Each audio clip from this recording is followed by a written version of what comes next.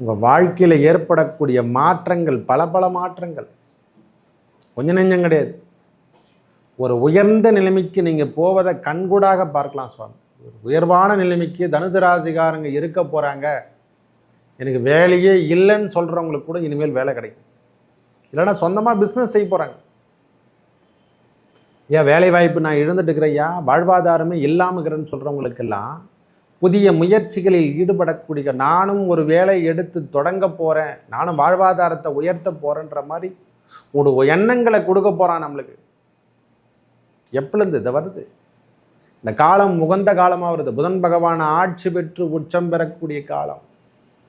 ஒரு மனுஷனுக்கு தன்னம்பிக்கையும் தைரியம் வருதுறானா எப்போ வரும்? கிரகங்கள் கொடுக்கின்ற பாக்கியத்தில் தான் நாம் பெற முடியும். நவ கிரகங்கள் வேறல்ல, இறைவன் வேறல்ல. அவங்க கொடுக்கக்கூடிய பலாபலங்கள் எவ்வாறு? நம்ம வேலை செஞ்சால் சம்பாதிச்சு போகிறோம். 11ஆம் இடத்தில் சுக்கிர பகவான் ஆட்சி பெறுவது. இது வரைக்கும் நீச்சகத்தில் இருந்தார். இதுக்கு முன்னெல்லாம் வாழ்வாதாரம் சரியில்லை, வேலை அமைப்பில் சரியில்லை, தொழில் சரியில்லை. அந்த எண்ணத்தை கொடுக்குறான் இல்லவா? அந்த ஜோதிடம் சொல்லக்கூடிய எண்ணத்தை கொடுக்குறான் இல்லவா? இந்த ஜோசிகாரன் அவருக்கான அடையாளம் யார்ப்பா? அவர் ஜோசிகார். அதே மாதிரி உங்கள் தொழிலுக்கான அடையாளத்தை நிரூபிக்கின்ற காலமாக இந்த காலம் வரப்போகுது.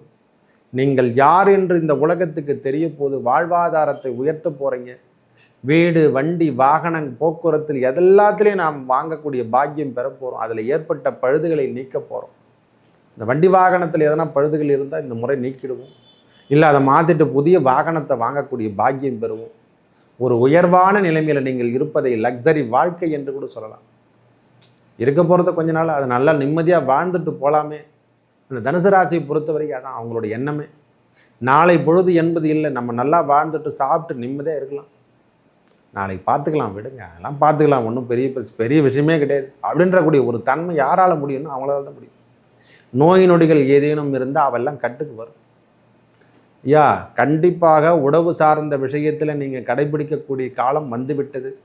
உடல் உபாதைகள் எதனா இருந்தால் அதெல்லாம் விடுபடுவதை, மருத்துவம் சார்ந்த விஷயத்தில் அந்த உடல் உபாதையெல்லாம் தீர்க்க தான் போகிறீங்க.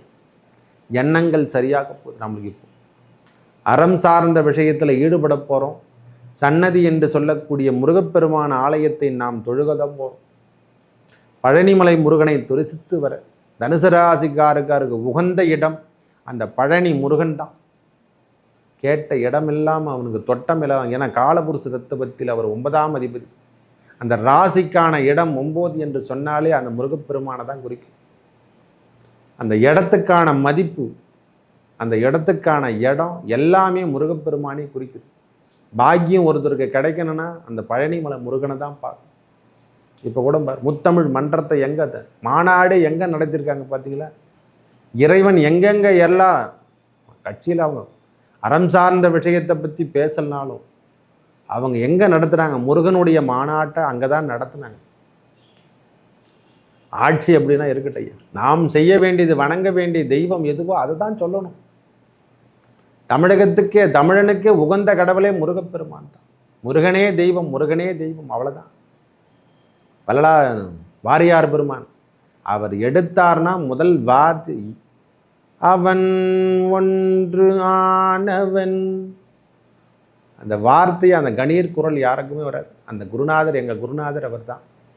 அவருக்கு ஈடு இணை என்பது அந்த இறைவன் பக்தி என்று சொல்கிற மாதிரி அந்த இணை என்ற பக்தியே அவருக்கு வேற யாரும் கிடையாது.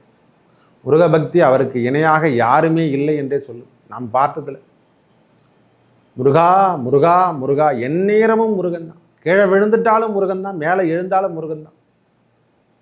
எல்லாம் அவன் செயல் என்று. அவனுக்கு இணை, அவருக்கு இணை இந்த உலகத்தில் யாருக்குமே கிடையாது. இனிமேல் தொட்டது துலங்குமா? கண்டிப்பாக துலங்கும். 10ஆம் இடம் என்று சொன்னாலே உங்கள் உடல் உபாதைகள்லாம் தீர்ந்துடும். அங்கே கர்மா, ஜீவன கர்மா உயர்ந்து விட்டாலே எல்லாமே உயர்ந்துடும்.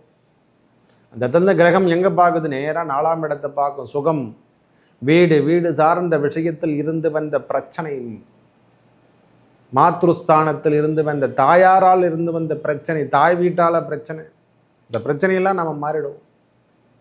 பிரிவினைகள் இனிமேல் நம்மளை தொடவே தொடாது. அவங்க உடல்நிலையில் இருந்து வந்த பிரச்சனையெல்லாம் விலக போகுது. நம்ம வேலை சார்ந்த விஷயமாகட்டும், தொழிலாகட்டும், எதுவாக இருப்பினும் ஐயா, முக்கியமாக இந்த நர்ஸு டாக்டர்லாம் சொல்கிறோம் இல்லை, அடுத்தவருக்கு பணி செய்யக்கூடியவர்கள், அதாவது நோயாளியோ நோய் சார்ந்த விஷயங்களையோ கூடுதலாக அமைப்பு பெற்று வாழ்ந்து கொண்டிருப்பவங்க யாரான்னா இந்த தனுசு ராசிக்காரங்க முக்கால்வாசி பேர் பார்த்தோன்னா இந்த தொழில் தான் இருப்பாங்க. ஏன்னா 8ஆம் அதிபதி சந்திரன் என்பதால் அவங்களுக்கான அமைப்பே அதை தான் கொடுத்துருப்பாங்க இறைவன். மற்றவருக்கு சேவை செய்யக்கூடிய மனப்பான்மை பெற்றவர் யாரானா தனுசு ராசிக்கார். உள்ளம் உயர்ந்து செய்வாங்க அந்த வேலையை, ரொம்ப ரொம்ப பிடிக்கும் அவங்களுக்கு. நோய், அந்த நோய் எதுவாக இருந்தாலும் தீர்த்துருவாங்க. அவங்க கை ராசி டாக்டர் கூட சொல்லுவாங்க, அந்த மாதிரி பார்த்தாங்கன்னா அவர் டாக்டர் ஆணாகட்டும் பெண்ணாகட்டும் அவர் தொட்டார்னா நோய் தன்னால் விலகுமா, அவ்வளோ சிறப்பு. மறைந்திருந்து அவங்களுடைய வேலையெல்லாம் சிறுபார்க்கும். இனிமேல் தொழுவதெல்லாம் அவங்க தொட்டதெல்லாம் வெற்றி கிடைக்க போதுங்க ஐயா. அங்கே வாழ்வாதாரம், தொழிலாகட்டும், வேலையாகட்டும், வேலை சார்ந்த விஷயங்களாகட்டும், குடும்பத்தில் ஏற்பட்டு வந்த பிரச்சனைகளாகட்டும், இந்த 26 நாட்கள் அவங்களுக்கு பூர்த்தி செய்து விட்டு தான் செல்லும். ஐயா வேலையில் ப்ரொமோஷன் கண்டிப்பாக காத்துட்ருக்கும். உங்களுக்கான ப்ரொமோஷன் வேலை சார்ந்த விஷயத்தில் இது வரைக்கும் எனக்கு எடுக்கலைங்கன்னு நினைக்கிறவங்களுக்கு கூட, அரசாங்க பணிக்காக எதிர்பார்த்து கொண்டிருக்கிறவங்களுக்கு ஆகட்டும், எல்லாருக்கும் இது ஒரு பெரிய முன்னேற்றம் என்று கூட சொல்லுவேன். ஒரே வார்த்தை சொல்லப்போனால் இந்த காலம் உகந்த காலம். இந்த காலம் எளிமையான காலமாகவும் உங்கள் வாழ்வாதாரத்தை உயர்த்தி நீங்கள் பெரிய மதிப்பு என்று சொல்லக்கூடிய அடையாளத்தை பெற போகிறீங்க. ஒரு மனுஷனுக்கு அடையாளம் வேணுங்க. எனக்கு ஜோசிகாரன்னு சொல்கிற மாதிரி நம்மளுக்கான அடையாளம் இப்போ நீங்கள் காமிக்க போகிறீங்க. எதையோ சொல்கிறோம் நாங்கள், எதை சொல்கிறோம் நாம் நம்ம கேட்டுக்கிறோன்னா அந்த ஜோசிகார் சொல்கிறதுக்கான புலமை அல்லவா வேணும் அல்லவா. நடக்குது, அந்த இறைவன் கொடுக்குறான், அந்த எண்ணத்தை கொடுக்குறான், சொல்ல வைக்கிறது தான் அவன் தானே. அந்த பன்னிரு விழியோனுக்கு இணையாக முருகப்பெருமானுக்கு இணையோனா யார் தெய்வம் என்றே சொல்ல முடியாது. அந்த முருகப்பெருமான தனுசு ராசிகாரங்க பழனிமலை வருஷத்துக்கு ஒரு முறையோ ஆண்டுக்கு ஒரு முறையோ 6 மாதத்துக்கு ஒரு முறையோ வணங்கி வர இந்த காலம் உகந்த காலமாக உங்களுக்கு ப்ரொமோஷன் கிடைக்கிறேன்னு நினைக்கிறவங்களுக்கெல்லாம் ஐயா நோய் நொடி விலகணுமா, அதுக்காக தான் ரெடி பண்ணார். போகர் ரெடி பண்ணதே அதுக்காக தான், நோய் நொடிகள் விலகணும் என்று சொல்லக்கூடிய அமைப்புக்கு தான் அந்த நவபாஷாணத்தில் செய்யப்பட்டது தான் அந்த முருகப்பெருமான். ஐயா நோயற்ற வாழ்வு தான் குறைபற்ற செல்வம். அது இல்லைன்னா அவன் எதனா உழைச்சி எதனா சம்பாரித்து பெரிய நிலைக்கு வந்துடுவான். நம்மளுக்கு பணத்தையும் கொடுத்துட்டு நோய் நொடியும் கொடுத்துட்டா எல்லாமே டவுன் ஸ்டேஜ் ஆகிடும். அதெல்லாம் இப்போ காலத்தை மாற்ற போகிறோம். அதனால தான் பரிகாரத்தை சேர்த்து சொல்லிட்டுறேன். ஒன்று கிடைக்கலனா கூட பரவாயில்ல, எனக்கு நல்லபடியாக இருக்கட்டும், இந்த குரல் அவங்களுக்கும் போய் சேரட்டும். அந்த பழனி முருகனை வழிபட உங்கள் வாழ்வாதாரம் உயரும். ப்ரொமோஷனுக்காக காத்துட்டுருக்கிறவங்களுக்கெல்லாம் இது ஒரு உன்னதமான அமைப்பு. பழனிமலை முருகனை, இந்த ஆவினன்குடி முருகனை தரிசித்துட்டு வாங்க. மேலே போக முடியல, வளர்க்க முடியலனா கூட வயதானவங்க அந்த முருகனை தரிசித்துட்டு வாங்க. உங்கள் வாழ்வில் ஏற்பட்ட துன்பங்கள், நோய் நொடி எதுவாக இருப்பினும் விலகுவதை நீங்கள் கண்கூடாக பார்க்கலாம். எவ்வளோ திருமணம் தெரியுமா அந்த பழனி முருகன் ஆவினன்குடி திருமணம். ஒரு செகண்ட் கிடையாது, ஓமம் கிடையாது, எதுவும் கிடையாது. அப்படியே அவர் சன்னதியில் நின்று காது குத்தலாகட்டும், திருமணம் ஆகட்டும், அது மாதிரி நடத்திட்டு போயினே இருக்கார். ஆவினன் குடி, அவருக்கு இணை என்பதே கிடையாது. ஆவினன் குடியே அவர் தான்.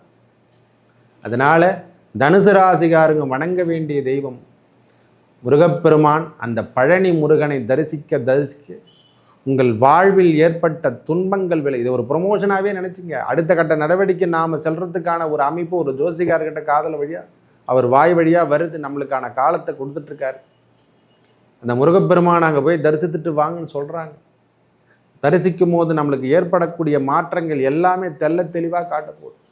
நம்ம வாழ்வாதாரம் உயர்ந்து காணப்படுது. நம்ம நோய் நொடிகள் விலகப் போகுது. இதுவரை இருந்து வந்த கடன் பிரச்சனை, நோய் பிரச்சனை எல்லாமே தீர்ந்துடும். அவன் திருமேனியை பார்த்தாவே போதும், காணக்கூடிய காட்சிகள் அனைத்தும் போயிடுது. இறைவன் தாங்க ஒருவர், அவர் தான் எல்லாத்துக்குமே. எல்லாம் நன்மைக்காக இந்த கிரகங்கள் அமைந்திருக்கும் 11ஆம் இடத்து சுக்கிர பகவானாலும் 10ஆம் இடத்து புதன் பகவானின் பெரிய பெரிய மாற்றங்கள், வாழ்வாதாரம் உயர்ந்து காணக்கூடிய காலம், வண்டி வாகன சேர்க்கை எல்லாமே பெற போகிறோம். நல்லதே நடக்கும். நன்றி, வணக்கம்.